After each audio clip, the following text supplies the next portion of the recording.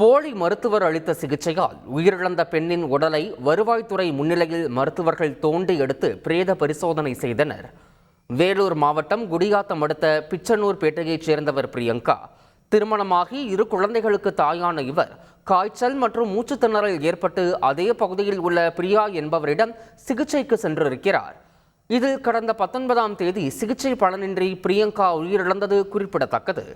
இந்த நிலையில் பெண்ணுக்கு சிகிச்சை அளித்த மருத்துவர் பிரியா மருத்துவம் படிக்கவில்லை எனவும் அவர் போலி மருத்துவர் என்றும் இணையத்தில் பரவிய தகவல்கள் பரபரப்பை ஏற்படுத்தியது.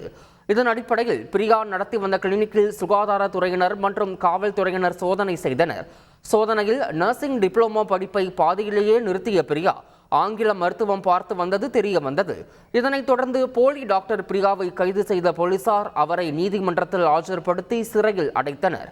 இந்த நிலையில் 7 நாட்கள் கழித்து குடியாத்தம் சுண்ணாம்புப்பேட்டை இடுகாட்டில் அடக்கம் செய்யப்பட்ட பெண்ணின் உடலை வருவாய்த்துறையினர் முன்னிலையில் மருத்துவர்கள் தோண்டி எடுத்து அதிகாரிகள் பிரேத பரிசோதனை நடத்தி வருகின்றனர். போலி மருத்துவர்கள்கிட்ட போய் மக்கள் ஏமாறக்கூடாது. போலி மருத்துவர்கள்கிட்ட அவங்கக்கிட்ட அந்த சிகிச்சை கட்டணம் குறைவாக இருக்குது அப்படின்னு நினச்செல்லாம் போகாதீங்க.